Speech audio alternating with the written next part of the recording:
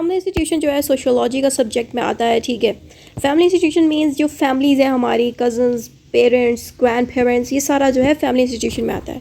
इसके इंट्रोडक्शन में लिखा ये है,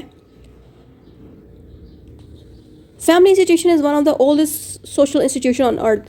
फैमिली इंस्टीट्यूशन सबसे पुराना इंस्टीट्यूट है। पुराना इसलिए है कि जो कंट्री है या सोसाइटी है या ग्रुप्स हैं वो तभी बनते हैं जब उसमें फैमिलीज़ होती हैं। लाइक फैमिली होती है तो क्या होता है कि बच्चे पैदा होते हैं, फिर और बच्चे होते हैं, फिर और बच्चे होते हैं। उससे होता ये है कि एक पूरी एक सोसाइटी बन जाती है लोगों की। जब लोग होंगे तभी एजुकेशनल इंस्टीट्यूट बनेगा, तभी इकोनॉमिक इंस्टीट्यूट बनेगा, तभी एजुकेशनल बनेगा इंस्टीट्यूट। तो बगैर इंसानों के कोई इंस्टीट्यूट एग्जिस्ट ही नहीं करेगा। इसलिए फैमिली इंस्टीट्यूट जो है सबसे पहला इंस्टीट्यूट है सोशल इंस्टीट्यूशन में से, ठीक है। Family developed into groups and groups developed into society, यानी कि ये फैमिलीज पहले ग्रुप्स बनी, लाइक कजन्स बने, फिर उसके बाद जाके बहुत सारे ग्रुप्स बनने के बाद सोसाइटीज़ बन गई, ठीक है। Therefore family institution exist for many years, यानी कि जो फैमिली इंस्टीट्यूट है ये बहुत सालों से, बहुत अरसे से इस प्लैनेट में, इस अर्थ में एग्जिस्ट कर रहा है। लाइक ये जो इकोनॉमिक इंस्टीट्यूट हो गया, एजुकेशन हो गया, ये सारे इंस्टीट्यूट बाद में आते हैं, पहला फैमिली ही आता है। फैमिली होगी तभी ये बाकी इंस्टीट्यूट किसी काम के होंगे। लाइक बगैर इंसानों के एजुकेशनल इंस्टीट्यूट भी वर्क नहीं करेगा, पॉलिटिकल भी नहीं करेगा, ना ही एजुकेशन इंस्टीट्यूट वर्क करेगा। अब हमारे पास आता है डेफिनेशन कैम्ब्रिज डिक्शनरी में लिखी है, a group of people who are related to each other such as mother, a father and their children. Family institution के बारे में यहाँ पे ये लिखा जा रहा है कि फैमिली जो है ऐसे ग्रुप ऑफ पीपल हैं जो एक दूसरे से रिलेट करते हैं, एक दूसरे को जानते हैं, जैसे कि मदर हो गई, फादर हो गए या बच्चे, ठीक है। इसको हम फैमिली कहते हैं। अब स्ट्रक्चर ऑफ फैमिली कैसा होता है, इसमें हस्बैंड और वाइफ होते हैं, फादर एंड सन होता है, फादर के साथ डॉटर होती है, मदर के साथ बेटा होता है, और फिर मदर के साथ डॉटर होती है, फिर बहन भाई होते हैं, लाइक भाई भाई होते हैं, सिस्टर्स होती हैं, एंड ब्रदर एंड सिस्टर होता है। ये एक फैमिली स्ट्रक्चर है, ठीक है। ये याद रखना ना मुश्किल नहीं है, आप किसी के साथ भी लाइक इसको लिख सकते हो, ठीक है। अब अगला टॉपिक है functions of family history. Like इसका फंक्शन क्या है, इसके फीचर्स क्या है। फंक्शन ये है कि हमें फैमिली जो है इमोशनल सपोर्ट प्रोवाइड करती है, हमसे प्यार करती है फैमिली, हमें अफेक्शन फील करवाती है, हमें इमोशनल स्टेबिलिटी प्रोवाइड करती है, ठीक है। पहला पॉइंट है love and affection. Family provides care, warmth and emotional support to this members. Like अगर आप अपसेट होते हो तो हमारा सपोर्ट करने कौन आता है, हमारी सिस्टर आ जाती है, हमारा ब्रदर आ जाता है, या बाज़ औक़ात हमारे पेरेंट्स भी हमें सपोर्ट करने आ जाते हैं अगर हम किसी बात पे उदास हों। तो हमें फैमिली की वजह से इमोशनल सपोर्ट मिलता है, प्यार मिलता है, इमोशनल स्टेबिलिटी भी मिलती है कि family offers a stable environment with members feel secure and support. अब हम जब अपने घर में रह रहे होते हैं, हम इतना सिक्योर और इमोशनली सेफ क्यों फील करते हैं, क्योंकि हमारे घर में हमारा ख्याल रखने के लिए सिस्टर्स मौजूद होती हैं, ब्रदर्स होते हैं, पेरेंट्स होते हैं। तो हमें घर के अंदर ही एक इमोशनल स्टेबिलिटी महसूस होती है कि हम सुकून से रह सकते हैं, ये एक क्वालिटी है। उसके अलावा सोशलाइजेशन होती है, लाइक हम जब अपने पेरेंट्स से बात करते हैं, भाई बहनों से बातचीत करते हैं, कज़नों से बातचीत करते हैं, तो हमारी सोशलाइजेशन होती है। सोशलाइजेशन से होती है कि टीचिंग गुड बिहेवियर होता है। लाइक जब हम पेरेंट्स से बात करें, अगर हमारे मुंह से गलत बातें निकल रही हैं तो हमें पेरेंट्स रोकेंगे कि आप ये लफ्ज़ ना इस्तेमाल करें, ये गलत है। तो ये चीज़ भी हमें फैमिली ही सिखाती है। Function of family teachers good behaviour to their members. Like हमने मेंबर्स को फैमिली जो है अच्छा बिहेवियर प्रोवाइड करती है, इंटरेक्शन कराने में हेल्प करती है। लाइक अगर जो बच्चा है, अगर वो शाय है, उसको इंटरेक्ट करना नहीं आएगा, तो पहले वो इंटरेक्शन करना किससे सीखेगा, पेरेंट्स के साथ सीखेगा या अपने सिबलिंग से सीखेगा। सिबलिंग किसको कहते हैं, भाई बहनों को, ठीक है। या तो अपने सिबलिंग से सीखेगा इंटरेक्शन करना या पेरेंट्स से। ये इसका पहला स्टेप होता है इंटरेक्शन करने का। जब वो अपने फैमिली के साथ इंटरेक्शन करना सीखता है ना, तभी वो बच्चा जाके बाहर के लोगों के साथ यानी कि फ्रेंड्स बना सकता है या ऑफिस में जाके बड़ा होकर काम कर सकता है। तो family institution it helps in interaction, it helps their children to interact with their members. यानी कि जो बच्चा पैदा होता है नया, उसके साथ जब पेरेंट्स बातचीत करते हैं, भाई बहन बातचीत करते हैं, कजन्स और लोग आके फैमिली की बात करते हैं, उससे क्या होता है, इंटरेक्शन उनमें डेवलप होती है। इंटरेक्शन भी पूरा का पूरा सोशियोलॉजी का एक टॉपिक है।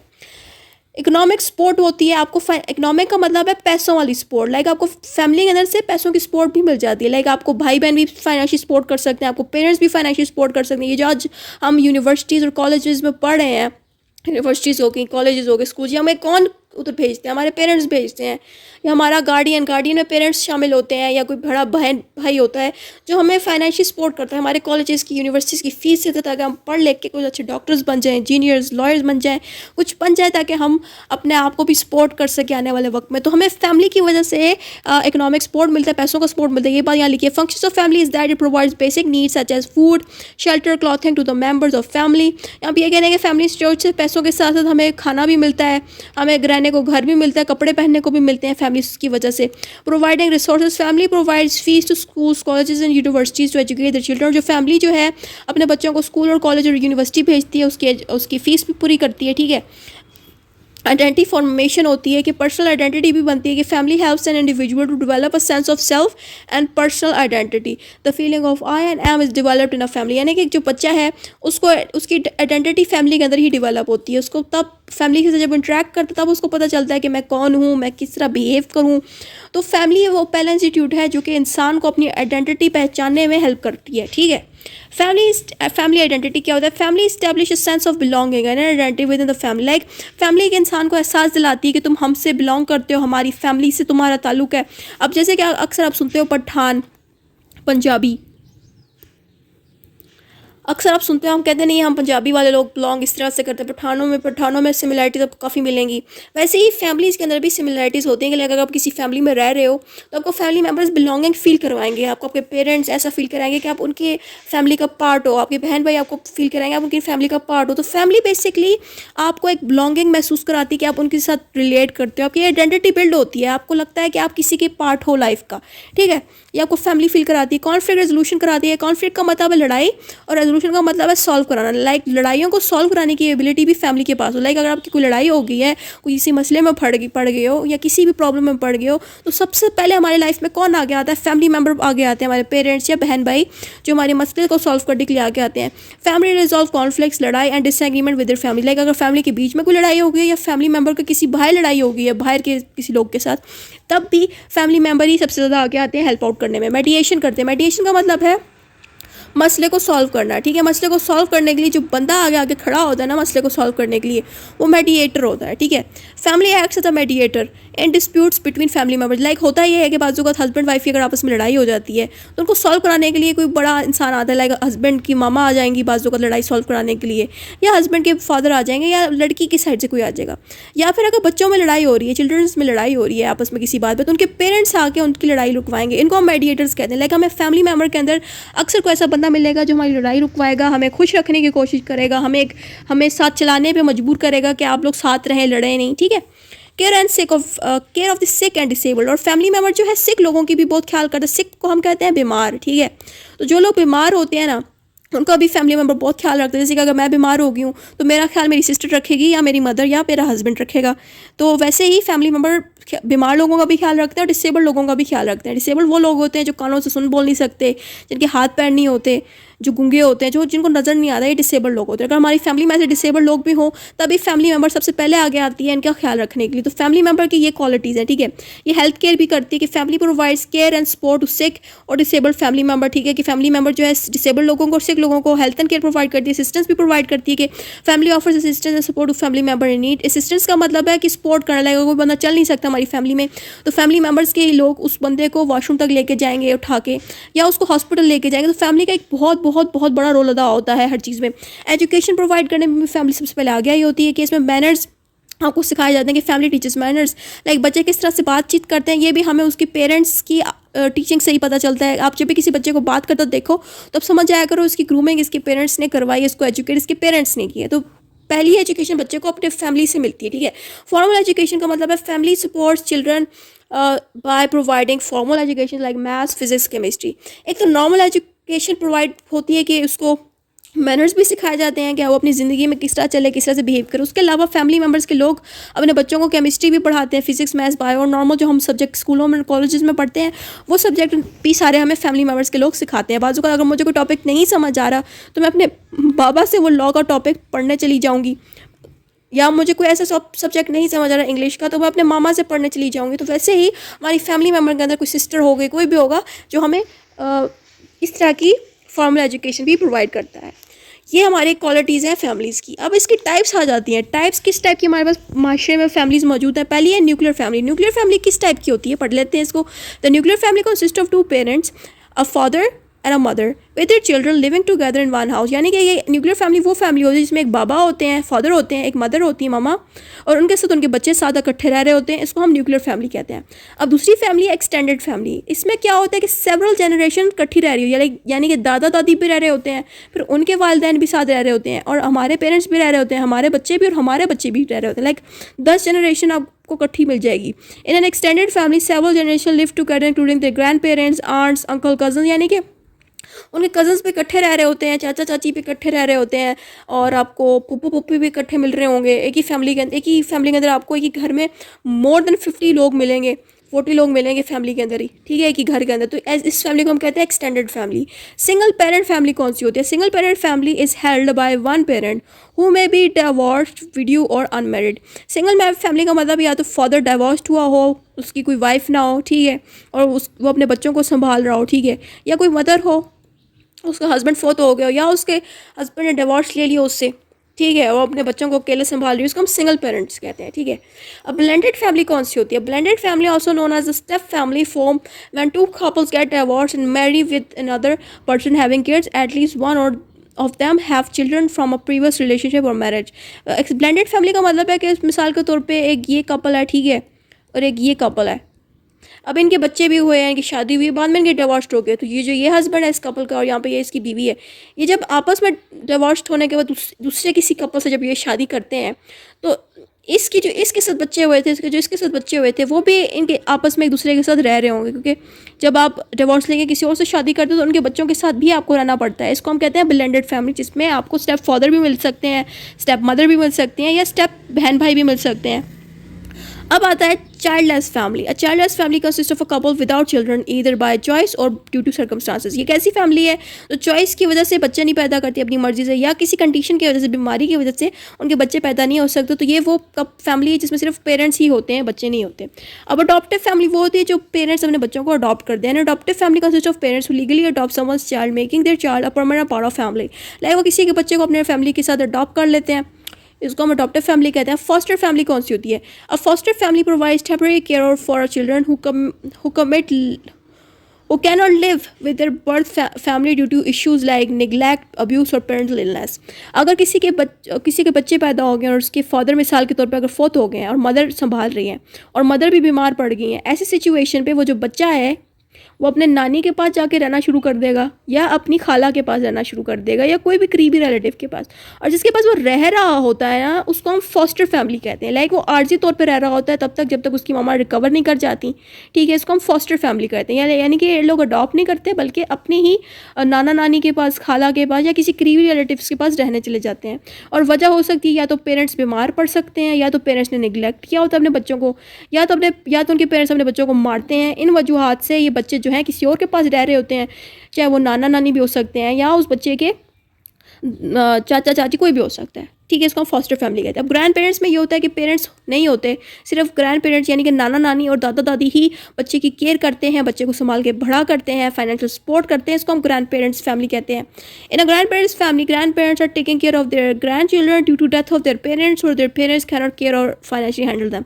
बाज़ वक्त होता है कि जो उनके बच्चे हैं वो अपने ही बच्चों को संभाल नहीं पाते फाइनेंशियली रीजंस की वजह से या किसी भी वजूहत की वजह से, तो उनके फिर दादा दादी या नाना नानी फिर उन बच्चों की केयर करते हैं, यानी कि अपने पोता पोती की जब केयर करते हैं, इनको हम ग्रैंड पेरेंट्स फैमिली कहते हैं।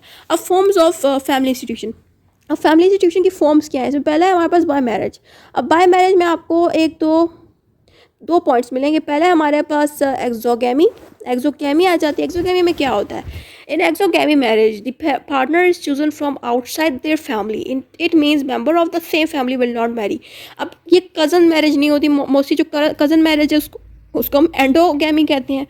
और जो ऐसी मैरिजेज़ हैं जो घर के बाहर के लोग करते हैं, लाइक अब मिसाल के तौर पे एक ये फैमिली है, वो अपनी फैमिली किसी और लोगों के साथ शादी करवाना चाह रहे हैं जिनको वो जानते भी नहीं है, इसको हम एक्सोगैमी कहते हैं, ठीक है, यानी उनका जो पार्टनर है वो अपनी फैमिली से नहीं होगा। In endogamy marriages the partner is chosen from the same family, both of them have same religion, same caste, same status.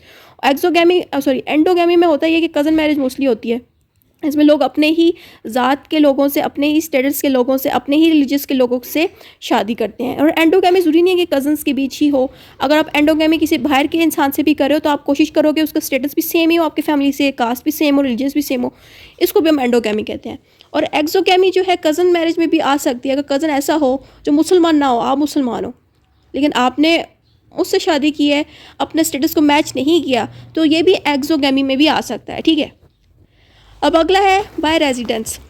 इसमें पैट्री लोकल आ जाता है, matrilocal and neolocal. अब ये हैं क्या, पहला पढ़ते हैं। The husband and wife live with the parents of husband. In our Pakistani society most families are patriarchal. Basically इसमें होता है कि जो हस्बैंड वाइफ हैं वो हस्बैंड की फैमिली के साथ रह रहे होते हैं, और पाकिस्तानी सोसाइटी में मोस्टली मैरिजेस ऐसे ही हैं। मैट्रिमोनियल में बहुत कम ऐसे केस हैं जिसमें husband and wife live with the parents of the wife. इसमें होता है कि हस्बैंड और वाइफ जो है वाइफ के पेरेंट्स के साथ रह रहे होते हैं। अब न्यू लोकल में क्या होता है, तो husband and wife live separately in an independent house. इसमें ये होता है कि हस्बैंड एंड वाइफ सेपरेटली रहते हैं किसी अलग घर में, इसको हम न्यू लोकल कहते हैं। बाय अथॉरिटी आप आ जाता है। बाय अथॉरिटी में पैट्रियोचल आ जाता है। In patriarchal family a father is dominant and powerful that manages all affair. यानी कि पैट्रियोचल में होता है कि जो फादर है वो सबसे ज़्यादा डोमिनेंट और पावरफुल होता है और हर मामला को वही हैंडल करता है। मैट्रियोचल में होता है कि मदर सबसे ज़्यादा डोमिनेंट होती है, और मदर क्यों डोमिनेंट होती है, या तो फादर मर चुका होता है या तो फादर ने डिवोर्स ले ली होती है। ऐसी सिचुएशन में मदर जो है सबसे ज़्यादा डोमिनेंट होती है। In matriarchal family mother is dominant. Some families where father are absent due to death और divorce, then mother are the dominant in this family. और मैट्रियोचल तभी ही फैमिली डेवलप होती है या तो फादर फोत हो जाए, या तो फादर ने डिवोर्स ले लिया और मदर अकेली रह रही हो, तभी मदर जो है उस फैमिली में डोमिनेंट होती है, पावरफुल होती है। अब transition of a family institute. अब ट्रांजिशन का मतलब है चेंजेस, कि फैमिली इंस्टीट्यूट किस तरह से चेंज हुई, आने वाले वक्त में कैसे बदली, पास्ट में कैसी थी, इसको हम ट्रांजिशन कहते हैं। तो पहला है historical transition. Family institutions have evolved over time. Their behavior and habits had changed during changing years. यहाँ पे ये कह रहे हैं कि फैमिली इंस्टीट्यूशन गुजरते वक्त के साथ चेंज हुई, इवॉल्व हुई, और फैमिली इंस्टीट्यूट की जो यानी कि फैमिली के जो बिहेवियर है वो भी वक्त के साथ साथ चेंज हुए। In the past parents are a lot respected, but the current generation we see less respect for parents. Past में आप देखो तो पेरेंट्स को बहुत ज़्यादा रिस्पेक्ट दी जाती थी, बट आज की जनरेशन में भी कौन सा साल चल रहा है, 2024, आज की जनरेशन में आपको देखा करो कि पेरेंट्स को कम रिस्पेक्ट मिलती है। पुराने वक्त में आप अपने दादा दादी के साथ अगर बैठते हो या अपने पेरेंट्स के साथ बैठते हो, उनसे जब आप बातचीत करोगे तो वो हमेशा यही कहेंगे कि हमें अब अपने पापा से बड़ा डर लगता था, हम उनसे कभी इस तरह से बात नहीं करते थे। इट मीन्स कि पास्ट में आपको पेरेंट्स की रिस्पेक्ट सबसे ज़्यादा मिलेगी, बट गुजरते वक्त के साथ आज की जनरेशन में आए तो आपको पेरेंट्स की रिस्पेक्ट कम दिखेगी बच्चों के दिल में। और ये मैं नहीं कह रही, इस सोसाइटी में हर बंदा ये चीज़ प्रूफ कर चुका है कि आज की जनरेशन में हर चीज़ चेंज हो गई है फैमिली में। अब दूसरा पॉइंट आता है इकोनॉमिक ट्रांजिशन। इकोनॉमिक ट्रांजिशन में भी चेंजेस आएंगे। Changes in economic can impact family conditions. For example wars from people to move other places, their family leave and due to economic problem. अच्छा, बाज़ औक़ात किसी कंट्री में अगर वार लग गई है, जंग लग गई है, ऐसी सिचुएशन पे भी फैमिली के फाइनेंशियल कंडीशंस पे भी प्रॉब्लम्स आ सकती है। लाइक अगर जिस कंट्री में रह रहे हैं वहाँ पे पैसा अच्छा कमा रहे थे, बट वहाँ पे वार लग गई है, जंग लग गई है, फिर उनको मजबूरन वहाँ से जाना पड़ा और उनकी फाइनेंशियल कंडीशंस, पैसा कमाने की एबिलिटी कम हो गई है, वो फाइनेंशियल प्रॉब्लम्स से गुजरते हैं फैमिलीज़। तो इस तरह की भी चेंजेस आपको फैमिलीज़ में मिलेंगी। कल्चर ट्रांजिशंस भी आ सकती हैं कि culture shift such as changing attitude towards marriage, divorce and child birth. For example the acceptance of single parents and same-sex parents are increasing in today's generation. This changes the family culture. अब पुराने वक्त में आप देखा करो तो father और mother होते थे, लाइक एक मर्द होता था एक औरत, तब वो शादी करते थे। बट आज की जनरेशन चेंज हो गया। आज आप हमेशा देखो आपको अजीब अजीब चीज़ें मिलेंगी। आज एक लड़का लड़के से शादी कर रहा है, लड़की जो है लड़की से कर रही है शादी। तो इस तरह की फजूल चीज़ें भी आपको आज की जनरेशन में मिल रही हैं। क्यों मिल रही हैं? क्योंकि फैमिली कल्चर चेंज हो रहा है, सिस्टम चेंज हो रहा है। तो ये चीज़ आपको यहाँ लिखी मिलेगी। आपको सिंगल पेरेंट्स भी मिलेंगे। एज सिंगल पेरेंट्स का मतलब ये है कि जिन्होंने ज़बरदस्ती डाइवोर्स ले लिया अपने हस्बैंड से और अकेले रह रहे हो, बच्चे को संभाल रहे हो। या सेम सेक्स पेरेंट्स मिलेंगे, जैसे मैंने बताया कपल ऐसे होंगे जो सेम सेक्स होंगे, यानी कि लड़का लड़का से शादी करेगा, लड़की लड़की से। ऐसे कपल्स भी आपको आज की जनरेशन में बहुत आम मिल रहे हैं। इससे क्या हो रहा है कि हमारा कल्चर चेंज हो रहा है। टेक्नोलॉजिकल ट्रांजिशन भी आई हैं आज की जनरेशन में कि पुराने वक्तों में आपको मोबाइल फ़ोन्स नहीं मिलेंगे और सारे लोग लाइक फ़िज़िकली मिलना ज़्यादा सूट करते थे, बट आज की जनरेशन में मोबाइल फ़ोन बहुत आम हो गया है। उससे क्या होगा, हम पढ़ते हैं इसके अंदर technological advancements such as the internet and communication technologies like mobile have changed how families interact and stay connected. For example, families do video calls to see each other while living in distant places. These changes occur due to technology. यहाँ पे mobile phone से क्या हुआ कि internet आ गया, उससे क्या हुआ कि आप वीडियो कॉल जब दिल चाहे अपनी फैमिली मेम्बर्स को कर सकते हो। आपका अगर मूड ख़राब हो, आपको उनकी याद आ रही हो, आप जब दिल चाहो उनसे वीडियो कॉल करके उनको लाइव देख सकते हो अपने सामने, अपने आंखों के सामने। तो ये चीज़ कैसे आई? टेक्नोलॉजी के ऐड होने से आई। पुराने वक्तों में ये चीज़ नहीं होती थी। तो ये भी हमें फैमिली चेंजेस मिली हैं, ठीक है, टेक्नोलॉजी ऐड होने से। ग्लोबलाइजेशन हो गई है ट्रांजिशन। ग्लोबलाइजेशन ट्रांजिशन में क्या होगा कि family lives in another country and develop behaviour and attitude of that country. When this family goes back to their own country where they lived for so many years, then their families living there will all develop new behavior and mindset because their family members had brought a different attitude and mindset of other countries. So globalization, the mindset of family. यहाँ पे ये कह रहे हैं कि मिसाल के तौर पे एक ये कपल है, ठीक है, ये कपल किसी और कंट्री में चला जाता है, एग्जाम्पल दे रही है यूके चला जाता है, इनकी फैमिली जो है इंडिया में होती है, ठीक है। अब ये यूके में रहे हैं, इनकी आदतें भी यूके के लोगों की तरह बन गई, इनके बच्चे भी वहाँ पे पैदा हुए, वो भी वैसे बन गए। अब ये फैमिली जब वापस आती है इंडिया, तो इंडिया के अंदर जो फैमिली होगी वो भी यूके के क्वालिटीज़ भी अपनाना शुरू कर देगी, क्योंकि इनकी फैमिलीज़ ने वहाँ से आदतें और बिहेवियर डेवलप करके वापस इंडिया में ले आए हैं।